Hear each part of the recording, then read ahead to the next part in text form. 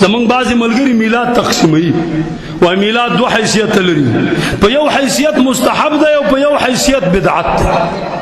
که منکرات پکې و دا بدعت دی او که منکرات پکې نه و دا بیا مستحب دی. زه د تقسیم هم قائل نه.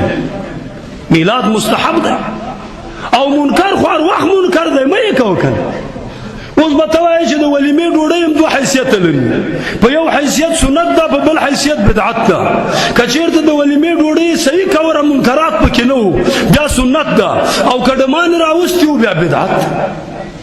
د جنازې مونځ هم دوه حیثیته لري، په یو حیثیت فرض دی، په بل حیثیت بدعت دی. که منکرات پکې نه وو دا بیا فرض دی، فرض کفایي دی. او که منکرات پکې وو، ښځې پکې روانې وې، نائحې وې، خلکو ځانونه شکول، چغې وهلې، زنانه په دې جنازې پسې روانې وې، دا بیا بدعت دی. داسې مجلس ته به نه دی. بیا خو چې هر شی را اخلي بیا به دا تقسیمونه پکې کوي، منسوسي شیان به درنه خراب سوي. نه، میلاد مستحب عمل دی، دا باعث د اجر او د ثواب دی، دا من اعظم القربات دی. او منکر هر حالت کې منکر دی، که په میلاد کې هم منکر دی، که په بل حالت کې هم منکر. دا چې میلاد بیخي نه وي، ادي سینماګانو کې دا لپنګان راجمعي کوي، ولې هغې ته به څه وایي؟ خو ناروا ده، دا مطلق ناجائز دی، دا نه دی روا.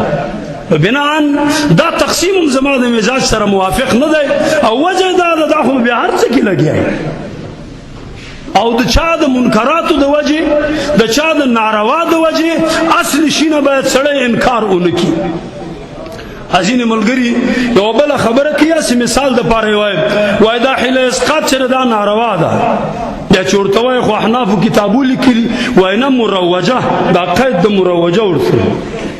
لیونی خو په رواج ردو که، ته اصلاح وکړه، ته داسې حله اسقاط وکړه د خپل پلار د مور د یو نږدې سړي چې هغه کې بیخي منکر نه وي او د رواجونو غلطونه پاک وي، موږ به هم درنه زده کړو چې دغسې حله اسقاط روا.